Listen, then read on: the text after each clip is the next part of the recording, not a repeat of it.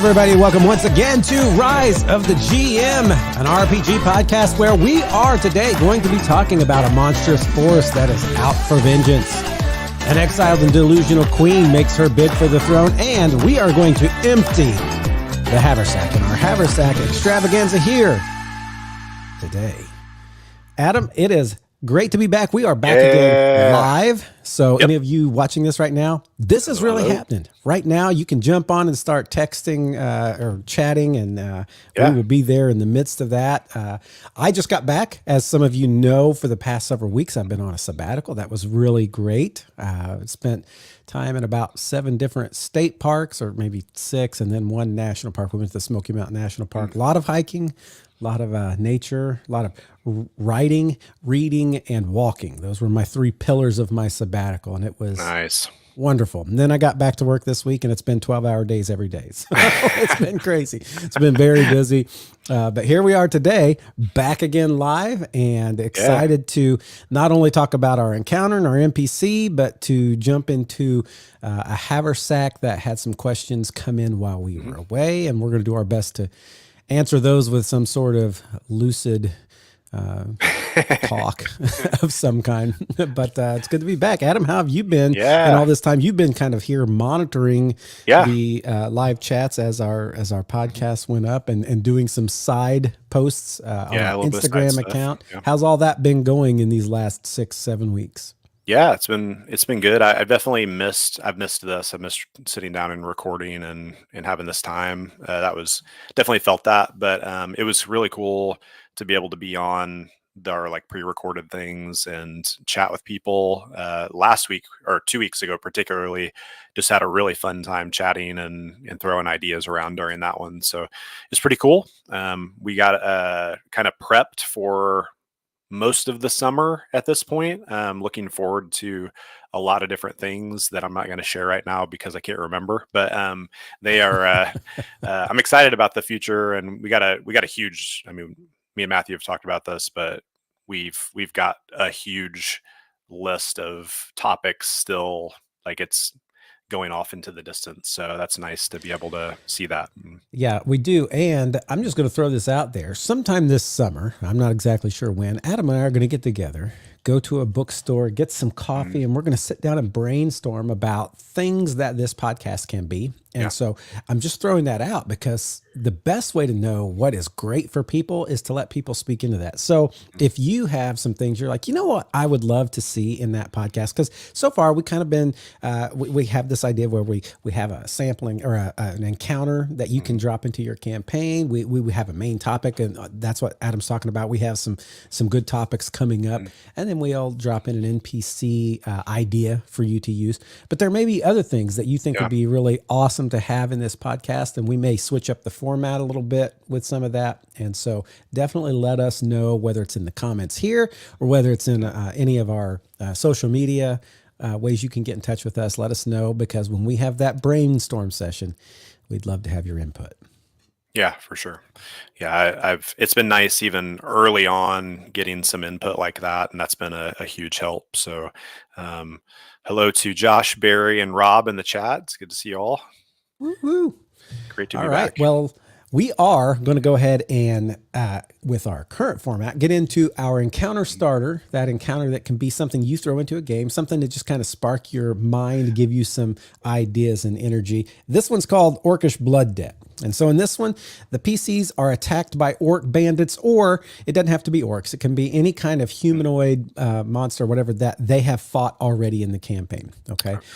They're attacked by these orc bandits who fight to the death, hurling vile curses at them during the battle the whole time. A few days later, it happens again. They're attacked by that same, we'll just say orcs in this case. And once again, the orcs are no match for the PCs, but they fight to the last warrior and they die screaming vile curses at the party. Okay. And what happens is, some time ago, the PCs have killed several members of an orcish tribe, and the rest of that tribe has sworn vengeance against the PCs. They don't know that just immediately. against these PCs for slaying those kin. Any orc, though, familiar with that tribe can tell them this if they can get that person to talk or that orc to talk. And it'll explain that the tribe will never rest until the PCs are dead. The last PC has to be dead. Even their chieftain has sworn a blood oath here. And the orcs have recently made a treaty with several ogres and giants, and they can now mount a force that will crush the PCs utterly. So this is like not just an easy to beat orc party or even a slightly hard orc party. This is like overwhelming what they have mounted. And the PCs can try to stave off their assault. They can try to simply flee that region and get away from it, but it may follow them. The orcs will not stop hunting them. Their orcish informant suggests that they might be able to make peace with the tribe if they do one of two things. Either they surrender or they offer up a suitable sacrifice, or they best them in a ritual contest. So finding the orcs will be simple enough. That's pretty easy because they're looking for the PCs. Whether the PCs surrender or scout out the camp on their own, they'll have to confront the tribe if they want to make peace. And when they do, their surrender or their offer to accept this ritual challenge will be accepted, whichever one of those they choose.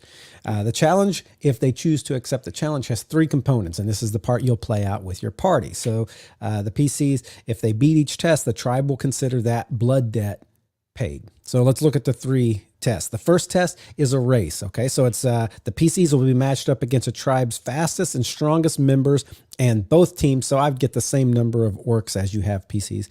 Both teams will race to find a totem that has been hidden several miles away.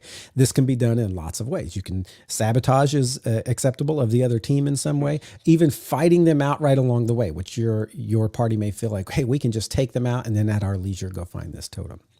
The second test is a test of bravery. The PCs have to enter the lair of a very dangerous monster, so you can figure out whatever that monster is that you would love to see them face. And they have to go in with no weapons, no armor, no gear. As a matter of fact, if you want to humiliate them, you can make them go in naked. Just go in with no clothes. And they have to come out with the corpse of this monster, however they can figure out to do that. Okay.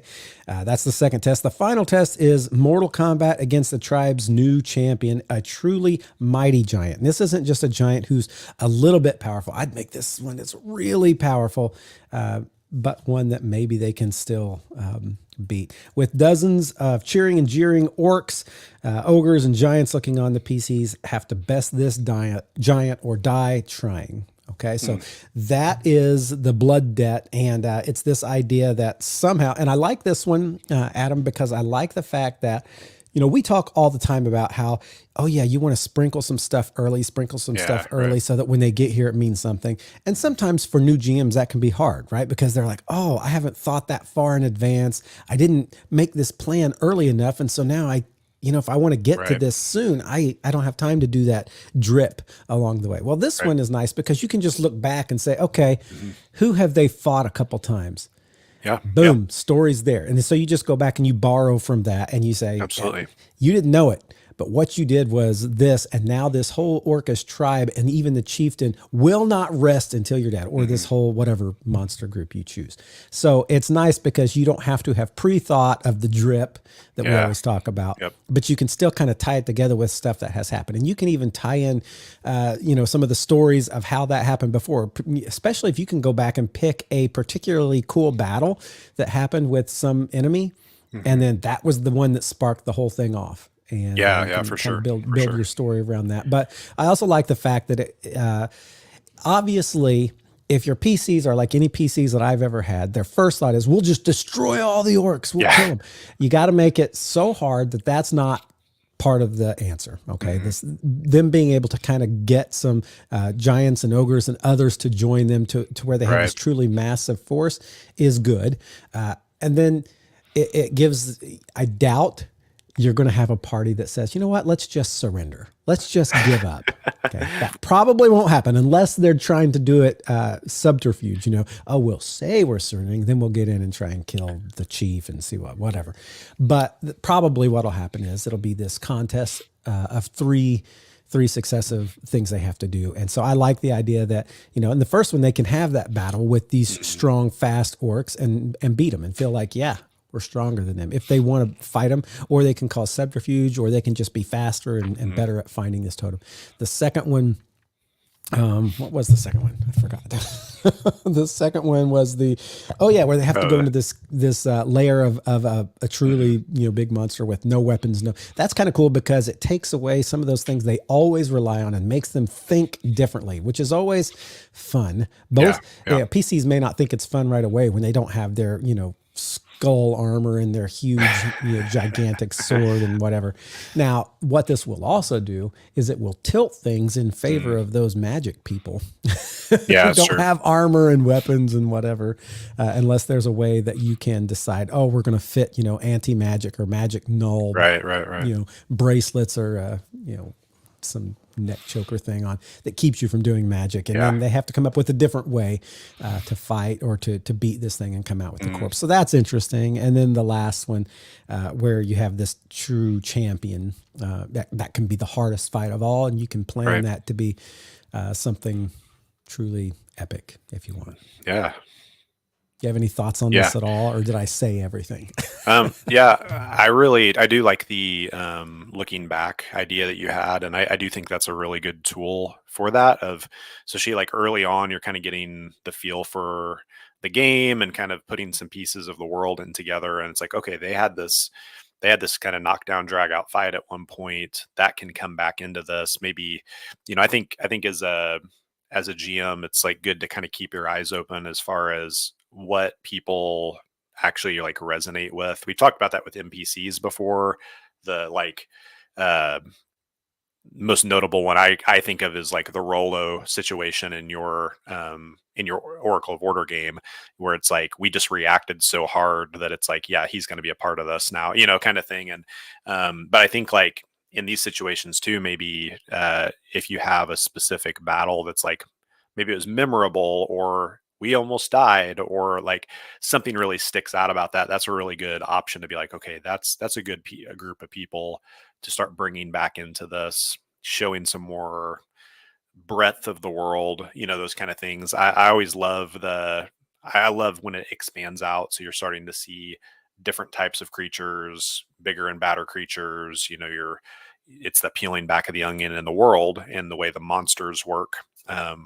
Just something we're going to talk about in a few weeks too. But so I like that a lot. I love the you got to go in with nothing into this battle. Like it actually reminded me of Fable. There's a boast, like you could take boasts when you go out on quests in the first Fable game, probably second one too. But one of them I always remember, it's like stuck in my mind as like a core memory, is the one where you have to like not take any gear and like fight basically in your underwear kind of thing. And it is memorable. Like it's like, oh man, is this gonna actually work? And I think that would be a very interesting situation. And like you said, like you have to start thinking out of the box with that of like, okay, I don't have my +3 longsword of slay everything, it's over here in the pile.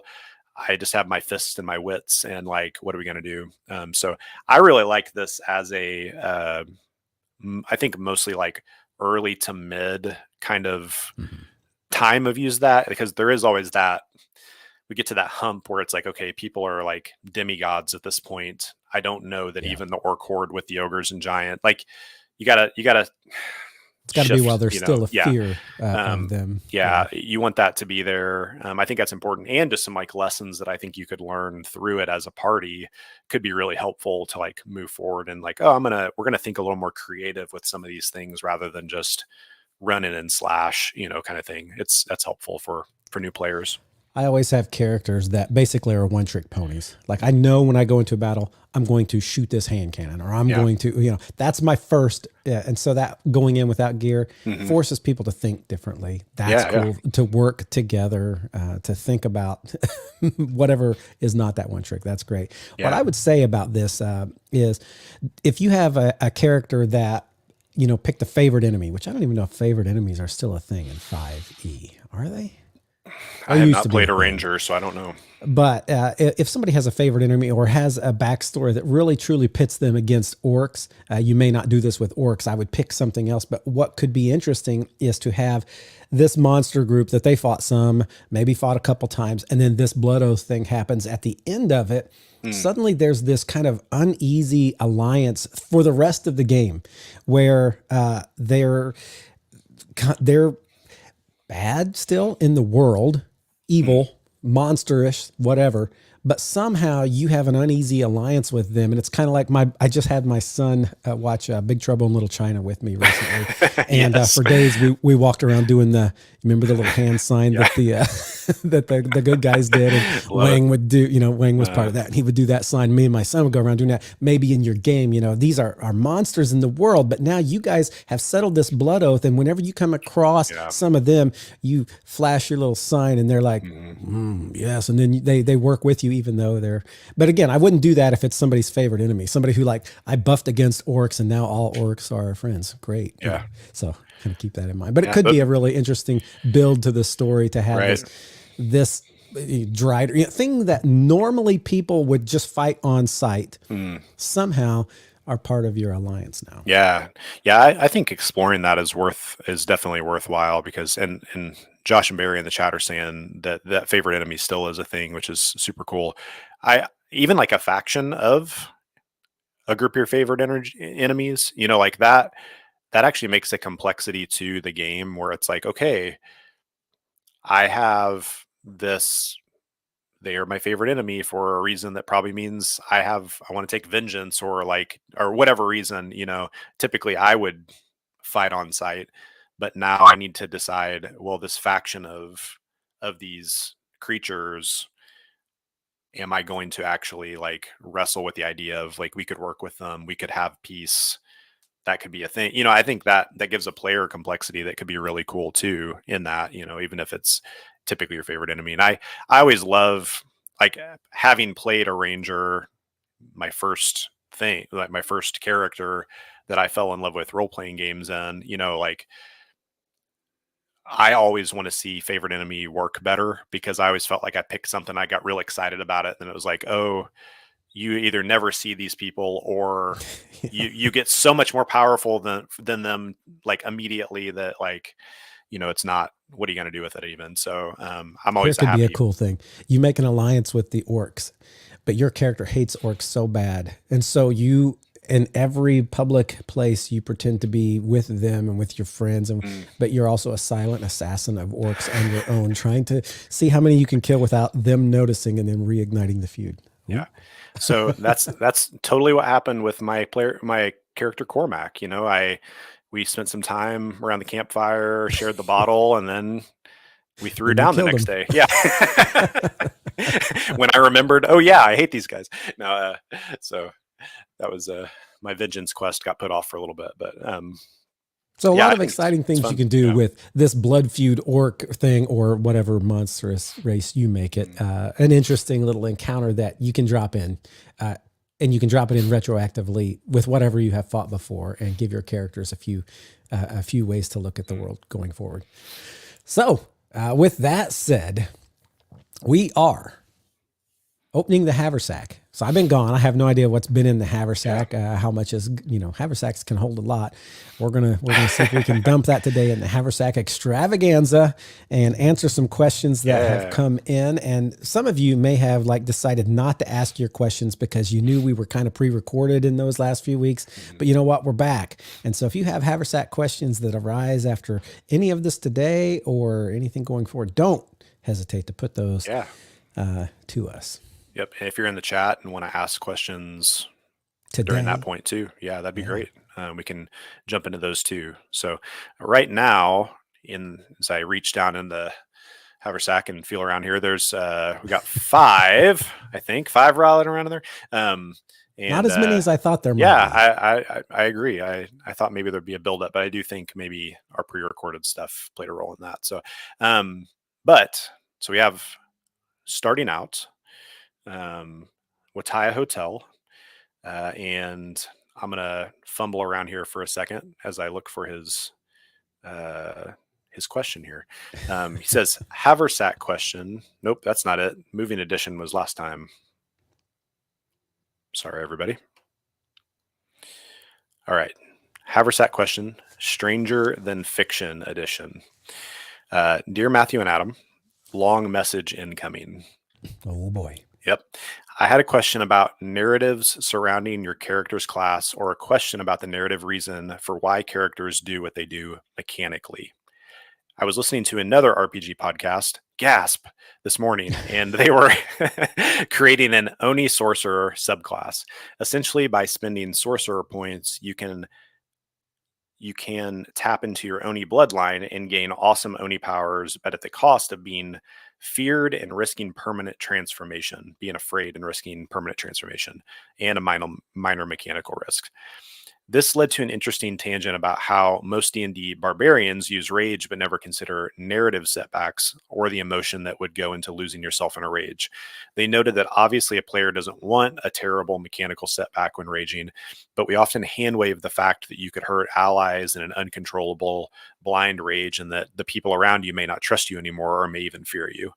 I totally get why we don't do those things as players or DMs, but I think it was interesting to think about adding more depth to how and why your character does what they do mechanically, rather than just saying, I'm a barbarian and barbs rage. It made me think about concepts like wizards being hesitant to cast their new spells that they spent all night studying, or fighters learning new exotic fighting styles from someone and deciding which one would be best to use on an enemy. What do you think of this idea, and how have you implemented narrative details into your character's class mechanics? Sincerely, Wataya Hotel 98. I like this idea a lot. Yeah, the idea that you're going to really kind of play into that often falls to the player. And so you'll find players who they want to do more than just run a set of rules on a weeknight with friends. They want to get into those characters, and typically those people who really want to get into characters will give themselves sometimes disadvantage. They will play things right, even if it ends up being like, and they'll usually set a little rule themselves. Or you can, as a GM, say, hey, you're raging as a barbarian. What do you say that when you do that, you roll this die, and if it comes up this or less, you pick something that could happen, or I pick something that could happen that's not necessarily a positive. And I think being able to get into that imaginative space is really kind of what the gaming night is all about. And the more we can all do it. And I think as a GM, I think just having some of those side conversations with your players, where you say, hey, it'd be cool. I know this isn't like getting you to win, quote, win more, but you will have a lot better time if you somehow think about how would your character do this, and then let them kind of brainstorm what that looks like. We had back when I first started playing, and I can't even remember what campaign or anything, but I do remember one day sitting down with a friend of ours named Zach Strange. Some of you will recognize that name. And he was going to play a barbarian, and we went into a cave that was full of giant spiders. And he's like, my character just goes crazy, and then he starts picking up this spider and slamming it against the roof and slamming it against the floor, and then he throws it off, and then he grabs a table and throws it over the balcony, and he breaks the balcony, and he turns around and throws it at my friend, and I'm like, what the heck is this guy doing? And he's like, well, I'm raging, and I'm having a hard time keeping everybody straight, who's friends and who's enemies, and I'm just destroying. And I'm like, man, that's like the best I've ever seen that played, because usually people are like, okay, I get a +4 for rage, so I hit it harder. Okay, that's one way of raging. But boy, what Zach was doing, where he was not just hitting the spider, but he was like smashing it against the ceiling and the floor until it was like this pulpy, bloody thing, and then just like going nuts on this table and this railing of a balcony, and like throwing things at his friends. And we were all like freaking out, like, what do we do? How do we get away from him? That was exciting. And it's because he put in that little bit of imagination of what would this really look like. And so as a GM, the best thing you can do is maybe not to just out of hand impose that on players, but to have that side conversation. So much of being a GM is like being a mentor and Mm, teaching people how to like fully engage with their mm, character and fully imagine and flesh that out. And it's less about imposition, because when you start to impose things yeah. on people, they can begrudge. But when you offer, hey, this could be cool, and then they begin to think of those ideas, it becomes fun. And Yeah. they don't feel so bad about, that was one of the first things that hit me when I was the idea of failing, especially Mm, like critical fails. Ones, when yeah. I began to think of there, when a GM would say, hey, you critically failed, instead of like, this bad thing happens, they're like, what do you think bad happens Mm, because you critically failed? And it was kind of thrown back into my court. Then I began to think, oh yeah, the failure can sometimes lead to better story than yeah. the success. And Right. Right. so Yeah. it not only helped with that one instance, but it kind of helped the way I began to think about, like, even if it's not a critical fail, if I Mm, roll low, what can my character say happened? And a lot of time you get more leeway with that as a character when you're voluntarily saying this bad thing happened. right. Your Yeah. GM will be like, okay, granted. Yeah. Yeah. I really like that. Uh, I think games like the Sentinels Comics RPG have definitely helped me think through that, like failing with a consequence, failing The twist. with a twist, yeah, major or Yeah. minor twists kind of things, failing or like failing forward. I've read articles on that idea, and I think what you said, like it actually, especially like things where the mechanics are part of that, but I think in every RPG in some way, like failure actually is like way more interesting a lot of times than just complete success, kind of thing. So for the storytelling purpose, it kind of depends what you're wanting. If you want to just annihilate everything, then of course the +4 is what you're worried about, but I think having some of that enjoyment of the storytelling and failing through that can be a good time. Rob um says here in our mm, chat that in 3E, the Berserker Barbarian made you attack the closest thing, oh including yeah, yeah. allies, after making a kill. So when you killed something, you would turn around and attack whatever was You closest. just rage I out wonder and why go. they Yeah. took that out going Yeah. forward, like in 3.5 and Mm, 4E and 5. I wonder yeah. why because that's kind of fun. I like that. Yeah. I like that too because, well, I like the story part of that, of you're just like you're in a blood rage and you're going insane. But there also is, if for the strategic people, like, okay, this thing looks about dead and it's got a friend next to it. I think there's like even Run. some Oh, yeah. tactical things where it's like, or yeah, I go back to the Avengers thing all the time. Hulk smash, it's just like send them in the right Right. direction and hope for the best for the rest of the party kind of thing. So that's I think that's fun, and that could be like a fun optional thing, even if it's not like added in anymore. But I Yeah. love those questions that you're basically, Matthew, what you said is what I think through too, of from the GM standpoint, asking the in this again, it's not just barbarians. This is the wizard with the new spell, or the fighter with the new maneuver kind of thing. But asking them, like, how do you feel like this would actually affect you, and letting them narrate some of that and encouraging that. And also in the case of the rager, the berserker kind of thing, like I would even be asking, okay, allies, as you're seeing all this craziness happen with this party member, what are you feeling?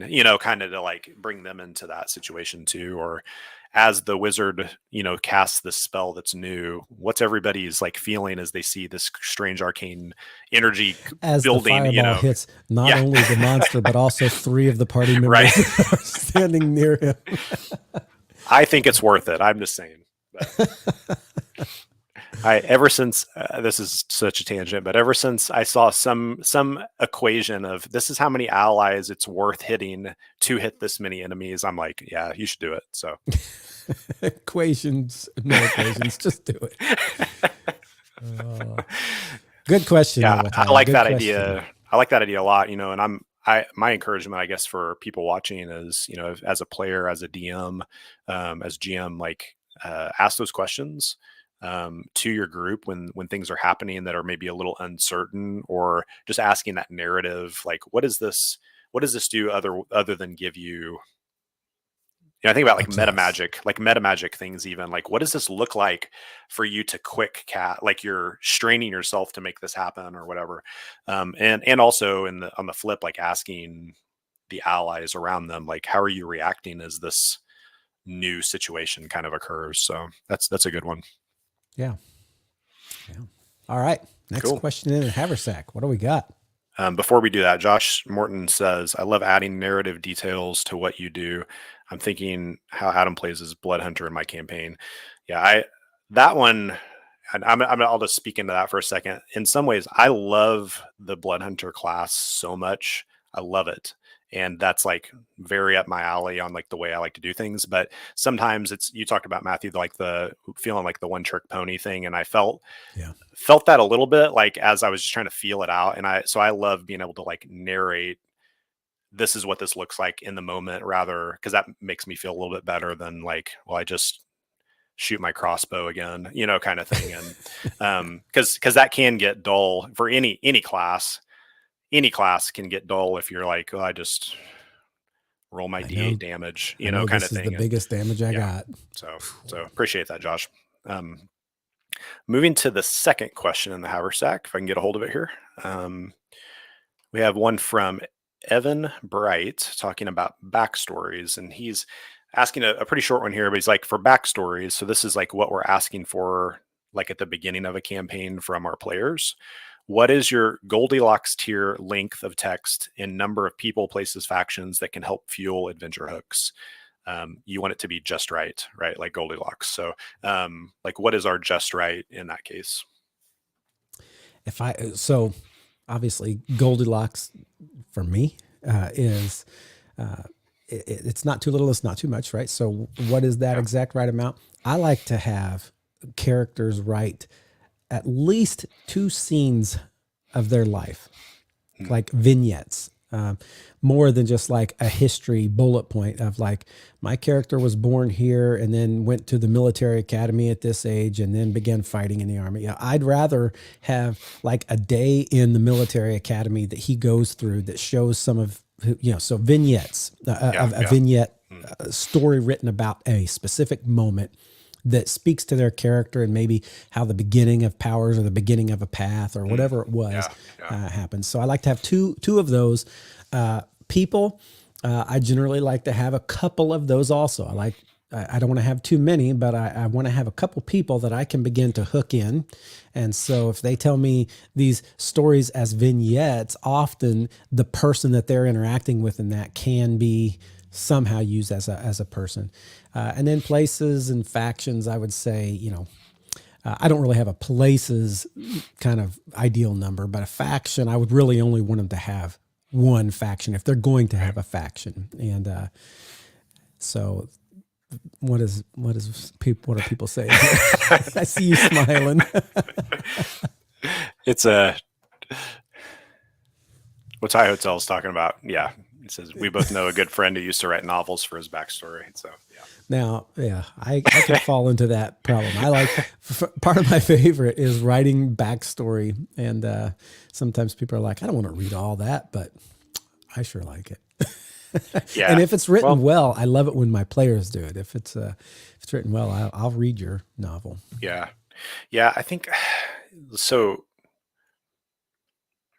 There definitely is a too long, I think, for me at a certain point where I'm like, I just can't read all this. Yeah, I don't. It kind of depends the mindset I'm in, I guess, at a certain point. But um, I similarly like I would love to have an actual story about their life rather than just like, here's a list of people I know. That can help, and like there's some freedom in that, sometimes. So using like the current campaign for me, there's some players that have like, hey, these are people I knew in this town and kind of what they do, or some of the connection. And when I know, hey, they're probably going to interact with these people, I'll have a side convo about like, so this scullery maid that that works for this noble, like, what's her personality like? Like, how deep do you want to go with this? And if you give me some details about like what does she look like? What does she care about? Kind of talking. How would she talk to you? Is she playful? Does she like not like you? Like, how does this work? And I like to ask those questions if I've just got more of a bullet point kind of thing. Um, Josh has mentioned I really like when my players add a secret that their PC might have. Like, I think that's some really cool stuff, and that's there's a game called Vaesen that I'm like getting into, just kind of understanding how the game works right now, and even doing some like module writing for that right now. And that's one of the things they have behind them is it's like their dark secret. That's like a secret from everybody else, but it's a way that like makes you kind of play your character out. And I really, really like that kind of idea. With the like book length stuff, even if that doesn't all come to the GM, I think that can, even if you're that kind of person, and I think that's great, like that's info for you to like play your character, even if it's like the stuff in the back that an author has, that this is all stuff just for me to know so that I can write my story correctly. I think that's a really cool oh man, practice, for like even a player, like a player practice of fleshing that out, even if that comes out like in game rather than outside of game for people. But I definitely like to have, a few people that that are contacts, some places that you've been. If there's specifically a secret or like a kind of a passion or a quest or something that you've got going on, it doesn't have to be that big. But like Matthew said, I really like a story that kind of shows like how your character has functioned in the world. I think that's a really helpful thing. It goes back to that show and don't tell of good Right. authors. So much is the same for Yeah. good characters. Yeah. Rob just mentioned, he said, don't remember if it was you guys mentioning that, but I like the other PCs making up a rumor about your PC and then picking which one could be true. Yeah, that's something we've played around with, talking about a little bit. And I really do like that. I haven't yet put that into practice personally, like as a GM, but I love that, and definitely want to make use of it next time. So I feel like we did use that once. I can't remember when it was. I'll put that in my I feel like mind to recently think we about. played around. Yeah. Watayo Hotel says, I also remember playing in a party where 3 out of the 7 of us were all on a quest to find our fathers, incidentally. that's Then they funny. find out that it's the same father who had lots of children. That's what I think. Yeah, it's the same father. Oh. Yeah, that'd be great. I feel like I remember that game too. So yeah, that's a good question about the backstories. And again, that's going to be, that's our take, but that's definitely like, there's going to be different answers for that depending on who you are. And I think kind of playing around and asking for specific things sometimes helps get to feel like, what do I actually want from players at the table, and what do they need? So yeah. One more thing to say here. He started off with for backstories. Mm-hmm. What's your ideal length of this? Yeah. I think backstories are great, getting the party started.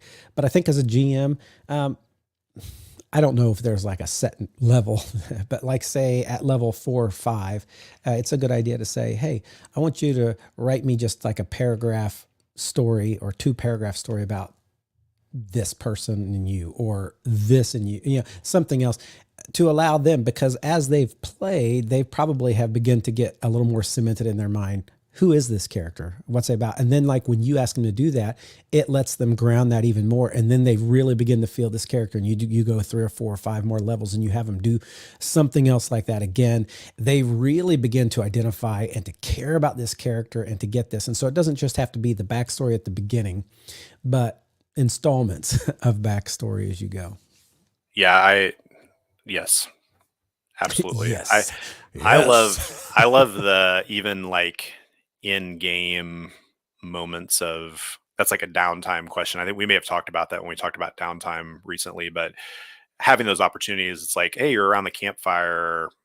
What's a story about your character that you would like share with the group, kind of thing, is you're just kind of burning time, and even letting somebody narrate like, oh yeah, this was this situation that happened to me, and why I am the way I am, kind of thing, is, I think those can be like really cool moments later, later in the campaign as you go. So, Okay. cool. Number 3. It's also been a while since I've had a train, so we're gonna maybe get to experience that here in a minute. Hey, Um, hey, so train. the Wataya Hotel, and I'm gonna apologize, I spelled your name wrong. Um, Wataya. Do you? So the question on here is: do you or anyone you know? Oh, I need to ask. I need to answer. I need to read the whole question here because that matters.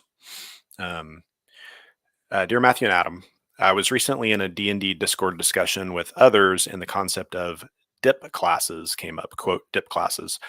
Essentially, someone had argued that, quote, no one really plays a barbarian or warlock all the way. People just take a level or two in them, and then they're really just dip dump classing uh, classes that only one briefly multi classes into for a feature that they want. A lot of us disagreed, but it did get me thinking, do you or anyone you know see certain classes this way? Is this more common than I think, or are they an outlier? At the end of the day, we all have classes or play styles that we enjoy more, but I was surprised to hear the conclusion. I get the feeling that they were more of a player who liked optimization and power play, but it was an interesting take. Thanks for keeping us thinking and inspiring us at the table. Sincerely, Wataya Hotel 98. I will say this. When I first started playing, and I think most people, when they first start playing, they're less inclined to mix, to dip, to do that at all. They spend a lot of time trying to figure out what character am I going to be, and then they follow that through in that first campaign or so. I think it's as people have played more games longer that they begin to do one of two things. Either they're the min-maxer, the power optimization, and so they're like, I want to get the hit of the barbarians. I'm going to get that. I want to be able to wear the armor that this guy has, and I want to be able to, and they realize, okay, I'm trading off some stuff, but I want this power.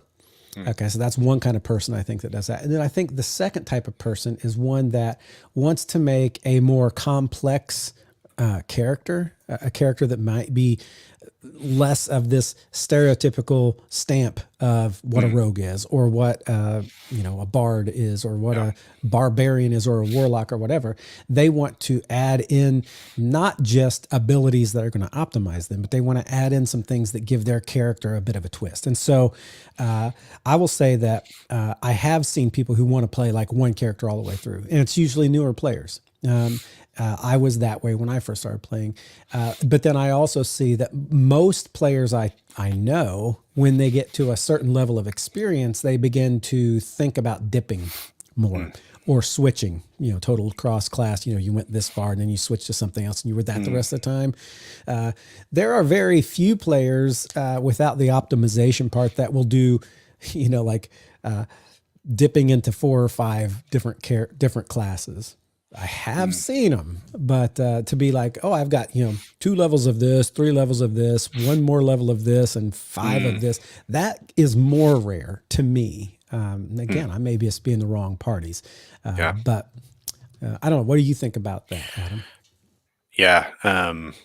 Before I say anything, Josh saying multi-classing guru equals me. He says he's yet to play a 5e character that hasn't been multi-classed. Hey, Josh, you're awesome. Here. How many is your most classes for a single character that you've had? Like I was talking about, 3 levels here and then a level of this and then 2 levels of that and 4. How many different classes have you gotten into a single character? Throw that in the chat for us while we're talking. Oh, 3. He's fast. Nice. 3. Yeah. So my personal situation is typically I can't bring myself to do it for the most part, because I keep looking at like, oh, but like in 3 levels of barbarian, then I get this. And like, I've never personally looked at a thing and been like, man, I'm like, and I know like you can talk into this in a second, Matthew, but I know you've been in these situations where it's like, I'm kind of plateaued at where I want to be with this class, but I can add something else in. And I've never looked at that, or I just am like, maybe it's uh, uh, like the FOMO situation. I'm going to miss out if I dip, into something else. So typically I have not jumped into that, but the one time specifically was the first, man, about I'm mixing up my titles of games now, which isn't great. The first Dormant Mind iteration, I had a rogue, and if you ever play with me for very long, there's a likely chance that I'm going to do anything I can to get an animal companion, no matter who I am. So I had this rogue, and like I even had like some whatever the animal handling skill enough that I had like this, it's like raven that was with me, but also I was like, okay, Matthew, I want an animal companion. And what I ended up doing was this Pathfinder dipped into what's called a beast master, and was able to get, a couple levels of that, was able to get my animal companion, which was a sweet lynx that I could ride. And it was awesome. Lynx. And it was the greatest. And I had a flanking buddy. But then like, that's like, for me, it's a narrative situation, but it really, man, I don't want to speak out of turn, but I think that's the only time I've ever cross-classed at all, because I always worry about, well, when I hit level 15, then there's this, but if I take one level even of this, then I'm, that's going through my brain, and it's part of your completist. Right? Yes. You want to complete this character. Yes. And anything you do to slow that down is going to possibly keep you from completing. Yeah. I may be totally off. And so like 3.5 was the D&D that I like entered into on, and I may be totally off, and maybe even thinking back at WoW or something like that, but I feel like it used to be harder maybe to cross class, or you had to like bobble the levels. I don't know, maybe somebody can correct me in that, but like I always felt like that was a little bit more of an issue. So I'm always a little gun shy, even though it's not like, that's not really the case as much anymore. And again, maybe somebody else has better info on that. But my only other thing I'd say is, I feel like if we're talking like a 5e kind of situation, and maybe some other game systems, but I feel like oh man, I just lost the word for it. The archetype kind of situation does help a lot to say, like, this is kind of the direction I'm wanting to go, and kind of have a little bit of a difference. Like 3 of us could play the rogue and take different kind of styles and end up kind of looking completely different, especially if we're going to narrate it differently. So I don't know. These are all reasons that I don't go that direction, but I have seen people do that and enjoy it a lot. Yeah. And I used to love the archetype, or the prestige class, I think is another thing you were kind of thinking of. Prestige. Yeah. As your character's going, this is just a way that he is unique. And you kind of go with that. And it was usually like a little 3-level tangent where you could take some alternate traits or spells or whatever. And then you'd kind of come back into the main. You were still kind of on the main hierarchy or level chart of your class. You could just have some choices in there. And so those were cool. I liked prestige classes and archetypes, and I think they've done away with those kind of. They have different names. Like but there's always, you hit that certain level. We're talking 5e, right? At this point, like you hit that certain level, and there's abilities to kind of go in different directions. So some good info here in the chat about that. It sounds like maybe my Pathfinder experience is what kind of made me a little more shy about doing that. But so that's kind of my thoughts on that. Moving right along, another question. We've got one from Evan Bright, and he's got a little more question in his original email here that I'm going to pull up. He said, a nice episode today. Definitely got me thinking how to better use backstories or direct how they're generated.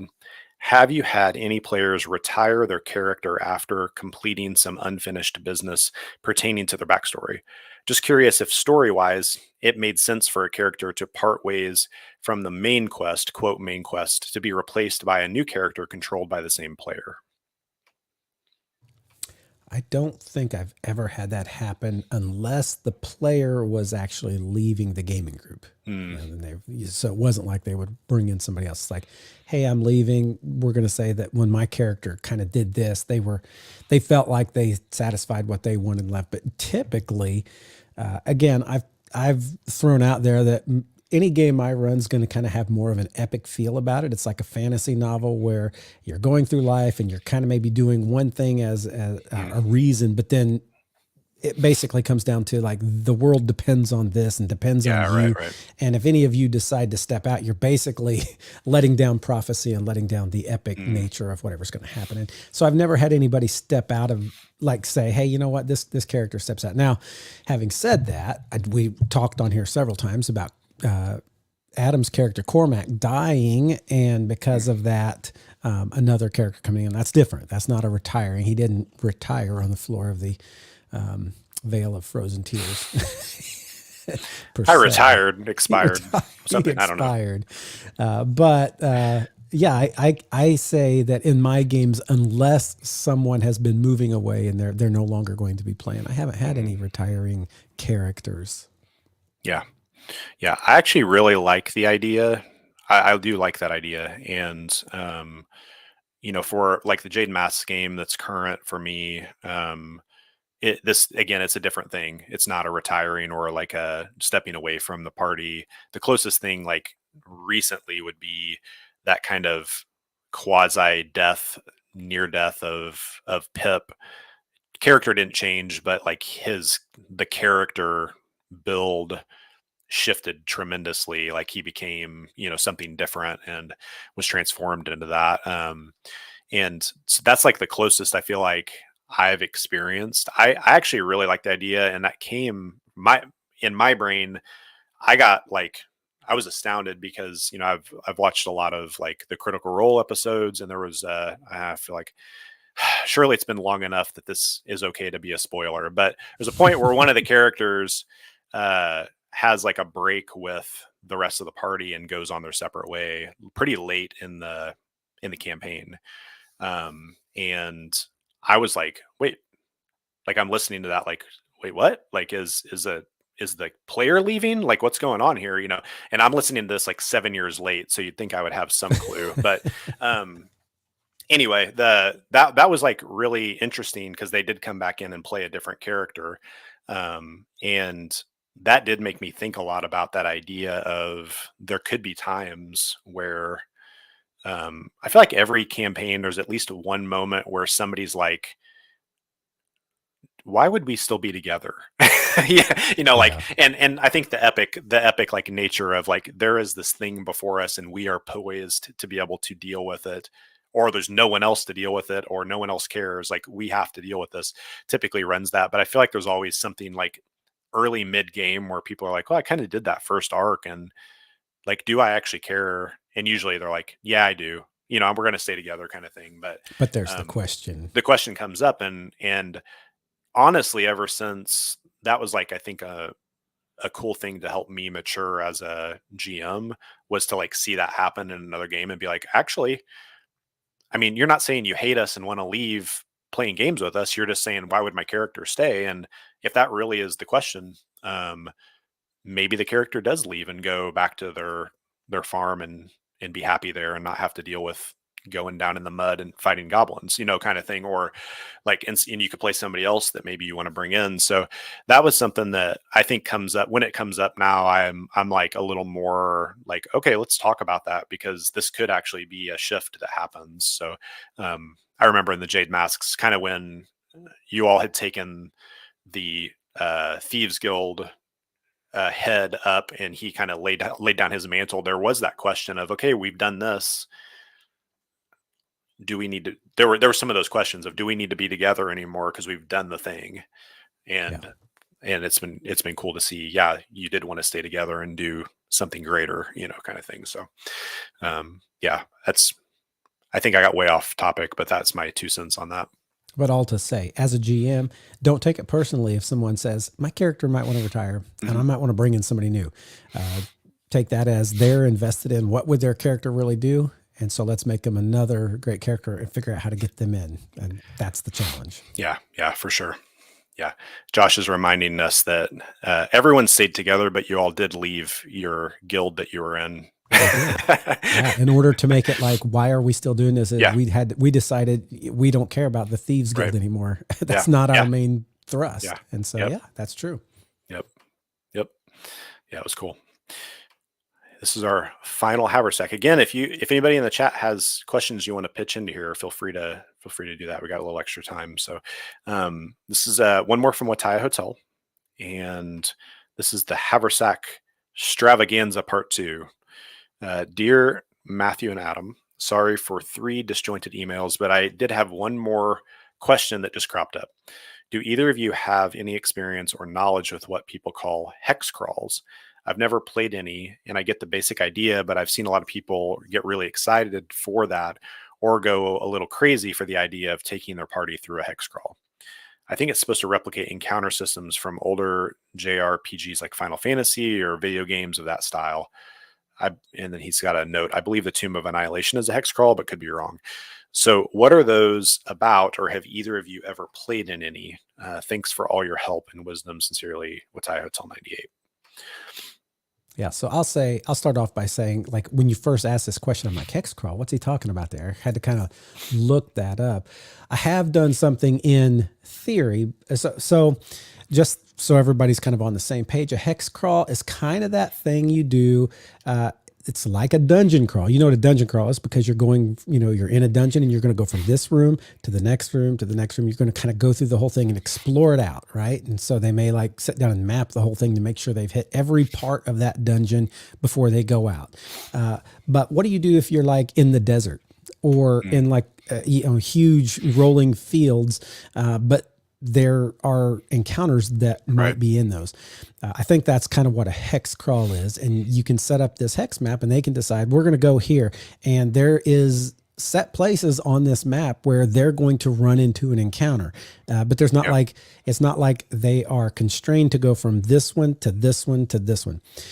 So I haven't like actually sat down and laid out the hex there in front of people for them to choose, let's go here or here. I've done it more theater of the mind when I've done that, but I know that if they move in a certain direction, there's a chance they're going to run into this, or they will run into this at a certain time. So I will just say, I did you guys have heard us talk about Occipitus, the 400 and something level of hell that they were in. And when they got dropped there, it's this big landscape that is just hellish. And so you can't sit and just draw out this whole landscape. And so in my mind, they were going certain places, and I would have them tell me where they were going. And sometimes it'd be like, okay, you travel for 3 days or 4 days, then this happens. Well, in my mind, I'm letting them tell me the direction as if I had a hex map out there, and they could choose, okay, we're going to go north. Okay, at some point they're going to hit this huge, gash in the that's like a ravine that they're going to have to go down in and fight some stuff. That's an encounter that's in this hex crawl. And then, they're going to come out of there, and there's this temple that's flashing back and forth between the celestial and the hellish. And that's somewhere else in this hex map, but I didn't actually lay out the hex map. So that would be as close as I've gotten to it. I haven't really done a lot of like traditionally laid out hex crawls. Yeah. My initial answer to this question is not much. In both experience and knowledge. And I would guarantee that there's a few people in the chat right now that have a lot more understanding of hex crawl than I do. Either of us. Yeah. And either of us. Yeah, I was just going to say me for sure, but because, I think like, man, I hope I don't like hurt anybody's heart by saying this, but like this, what it reminds me of is like the old, from just the little I've looked at and heard, but like, I almost think of like the old school Zelda game where you move on to a panel and there are very specific things that happen here. Maybe there's a dungeon you can go, or a temple or whatever they're called, you can go down into, or these specific creatures, and again, please correct me and berate me later if that's totally incorrect. But I haven't done that specifically. I do feel like we've played with Evan some, and I feel like that's come into play before, but again, he'll have to correct me on that. I didn't think about this, but that's actually, I'll give a shout out to the Indiana State Open Role Playing and Tabletop RPG group. That's kind of how acronym for that. ORAT. ORATT. Hey, it's been really cool hanging with them this year, but that's kind of how it every week functions when they play is, at least in this situation, the map is a hex, and you kind of always start back at the guild hall, but they're, like Rob is saying, this is about exploration of a continent. Like, a lot of stuff is not really known, and so we would, when we would run games, we kind of had a thing in mind, but a lot of it was about understanding what was, like, experiencing what was in the next hex as you travel through this and starting to populate the map kind of thing. So I actually really enjoyed that, especially for like a more what's a good way to put this, like less like this really long narrative thing that's happening, even though that was playing a role in there. There were like groups that were working in different places of the continent. If you went here, certain places, it's like, oh, well, this hag that you know, you messed over a few sessions ago is still mad at you. So when the group shows up in her hex, like, she's going to come after you, kind of thing. But for me, it felt really nice to be able to step into that and kind of have a little bit more of a, like, we're going to explore this, we're going to find things, and it's going to be a little lighter on like having to have a bunch of knowledge about the world, but it's more about knowledge about the hex. So I enjoyed that. And again, that may only be like a quasi way of thinking about this, but I think if you were going to do maybe a little more relaxed gaming, where it's like, hey, we can get together for 2 or 3 hours every now and then. We don't really have the headspace to like do this really long narrative thing. That could be really cool, in my opinion. Watayotel mentioned, what was that? Tomb of Horrors? Tomb of Annihilation.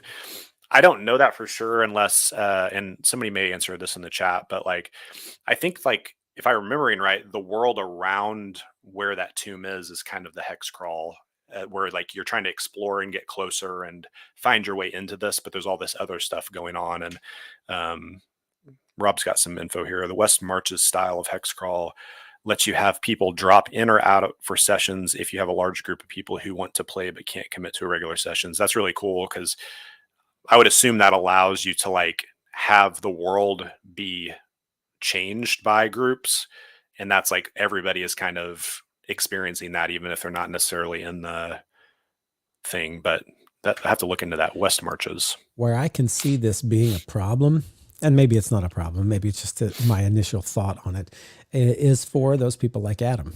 Adam, when we played, what was that? Not World of Warcraft, the one, Guild Halls. Guild Wars. Guild Wars, yeah. When we play Guild Wars, of course, he gets the cartographer title. Oh, right? yeah. Oh, yeah. Why did you get that?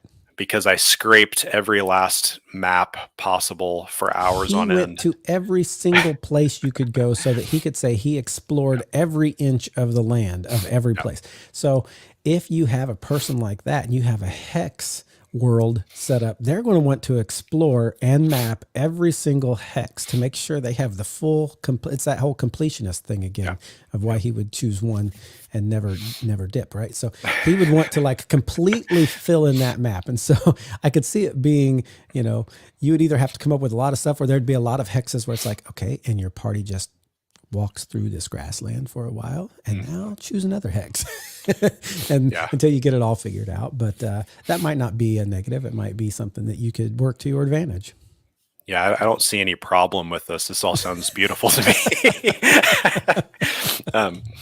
I wonder, and again, I'm talking out of my ignorance with this, but I feel like that would be a really good system for like a roll table. Also, like if you're wanting to populate things as you go,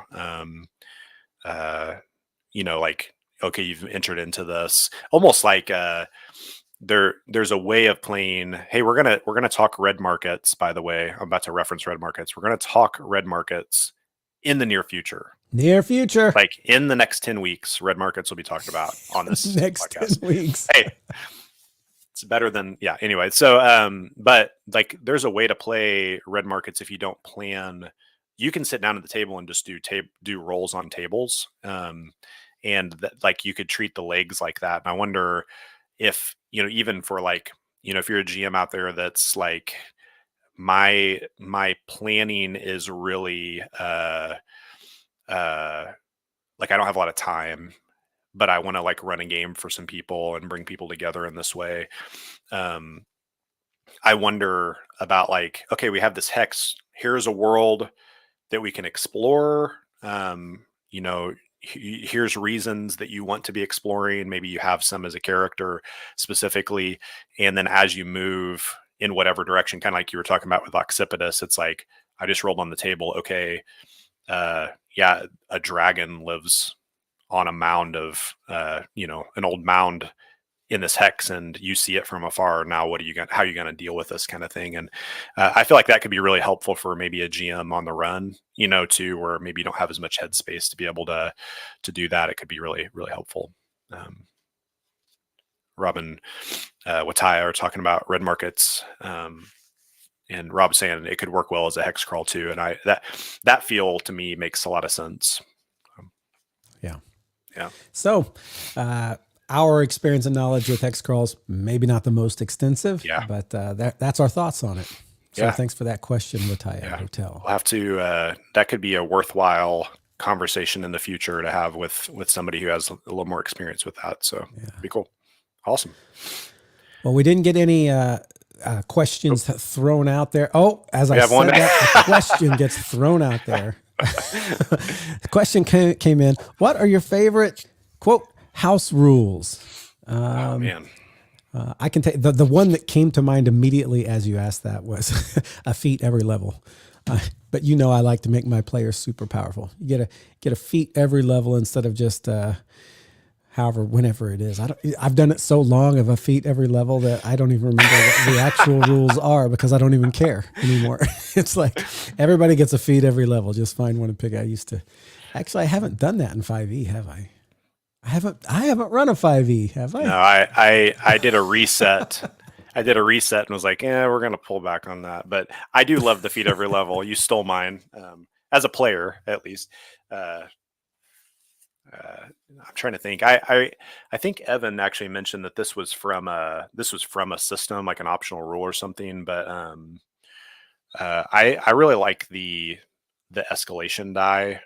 At times, I can't remember if we talked about this before, but you have like the D6. You sit out, and I think it's round 2. It flips to a 1, and then basically all the PCs and any named or extra important villain kind of person would get the bonus to like attack rolls or such. So the idea is like things are escalating and it's becoming more, you're not getting in that slog where it's like, I missed by one again.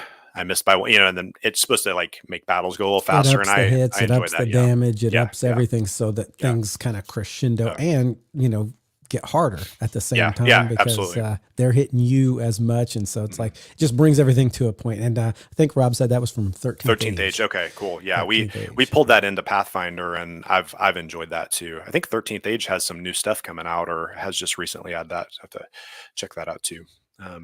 Cool. We've also had a question here from Wataya saying, are there any strange or weird house rules that you've had imposed on you?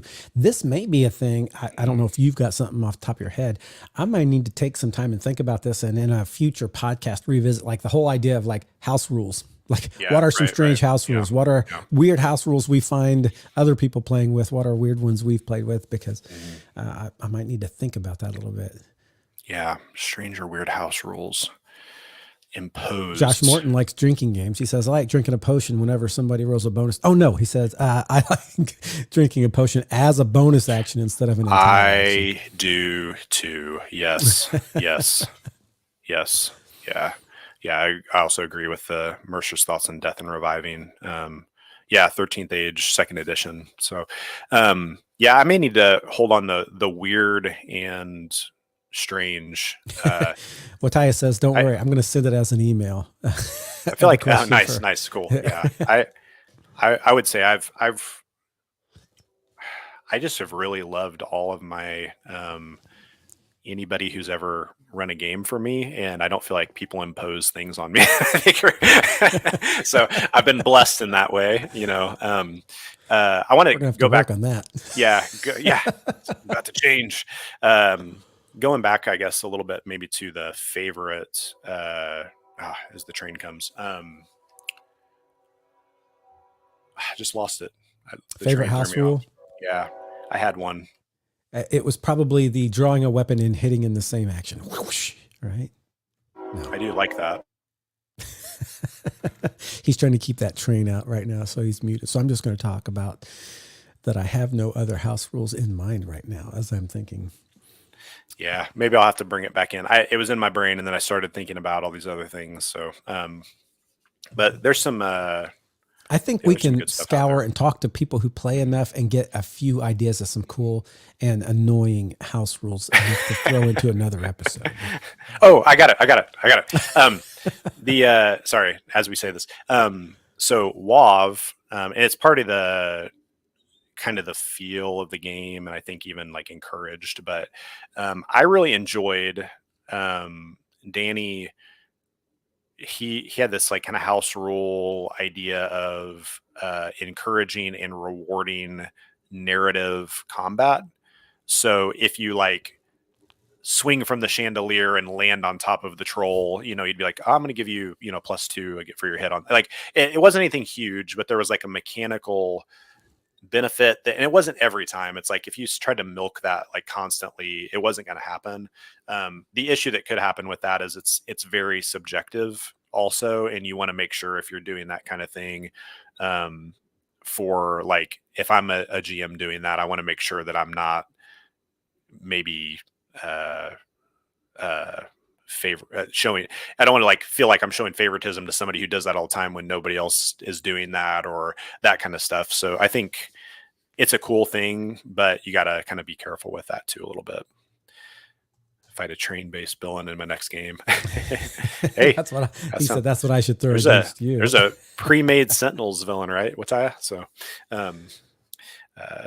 Rob says he's finishing up the Belgariad series. What should he read next? I would say don't read the next series in that. What was the next series? Malorian. Is that what it was called? Yeah. Anyway, Malorian. I felt like that wasn't as good as the Belgariad, but I don't have one off the top of my head that you should read next. I've just finished reading a lot of books on sabbatical, and right now my mind is drawing a complete blank. But I will come up with some good series here. I'm starting to feel like I want to get back into like some Raymond Feist or something like that. Like there's something that's drawing me that direction. Little Magician's Apprentice or something like that. If you haven't read the first 4 of the Rift War series, it's really good. The Rift War went on for a long time, but I think he actually just finished it. I don't know how many books. Are you serious? Oh my goodness! Wow. Yeah. So. Yeah. I'll have to bring that up again. So books and weird house rules. Okay. Well, we're going to move out of our Haversack Extravaganza for today. That doesn't mean you can't ask more questions because we have the Haversack every single time. So we will get to that. But let's move into our NPC. Adam is going to read this one for us. It's about a queen exiled. Yes. And just a reminder, riseofthegm@gmail.com is our email for the Haversack. So feel free to send questions or comments. And even that idea Matthew brought up about like where the podcast could go in the future. If you've got ideas for that, that'd be great. So this is Asiya Hotep, the exiled queen. Asiya Hotep sounds like she should be with Wataya Hotel. Yeah. I like it. She's the exiled queen. She says, "My children can never rest at peace until the throne is restored. That task is mine alone to see through. Though a hard life has taken its toll, Asiya exudes an air of confidence and true nobility. Unbowed by her exile, she seems almost delusional in her confidence that she will return to power. Born to rule, she carries herself with an air of nobility. She's smart, confident, and willful, but also gracious and proper. And she's motivated in this way. She will do almost anything to return her family to the throne." This is her background. Born into nobility, Asiya was raised to rule. She was married to the crown prince in her teen years and trained at his side until he ascended to the throne. But her husband, the king, was selfish and unstable, and he used his power to indulge his many hungers. Queen Asiya did what she could to keep his worst excesses at bay, but a series of economic disasters and his poor handling of them triggered a revolution, which was quickly co-opted by a neighboring country. When the palace was stormed, Queen Asiya was popular enough to be granted exile as opposed to execution, but her husband and all of their children were put to death. Upon leaving the country, she had a powerful vision of herself seated on the throne, pregnant. This vision has often recurred and drives her desire to restore the throne. Asiya Hotep, the exiled queen. What I like about this character is you put her in the game and then you leave it ambiguous. Mm-hmm. Is she really supposed to be back? Is this prophetic, this dream? Has anybody else, had this dream, or is it just her?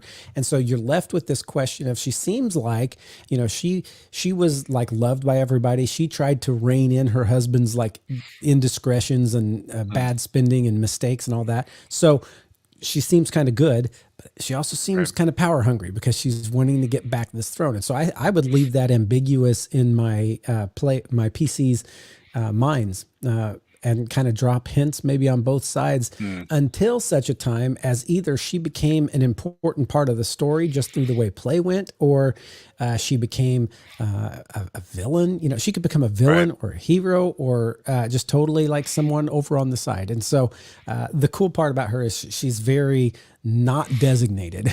So you read this and automatically think good guy, bad guy. It's like you can kind of let her sit for a while. And so I like that about her. I like the fact that she does seem particularly noble, but also a bit power hungry at the same time. Right. Yeah.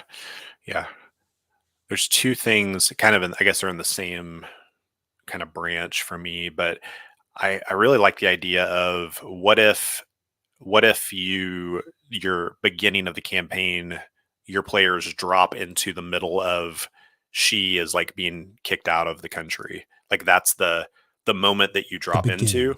Yeah. And so either they're onlookers at the start, and then maybe that's just background to what's going on, and then they kind of interact with it later. Or maybe the other kind of piece to that in the same branch is like, what if they are somehow connected to her? They're tasked with see her to wherever she's going to make sure she's safe, kind of thing. And then that could bring you into another story, kind of thing. But I like the idea of just that being like the situation that you drop your players into. Is it's not like, oh, there's just some impending doom out there or something. It's like, no, revolution literally just happened. Some of you may even have been a part of it, or it's like the city is burning down around you right now. How are we going to react to that kind of thing? And I think that could be kind of fun to play in that realm too.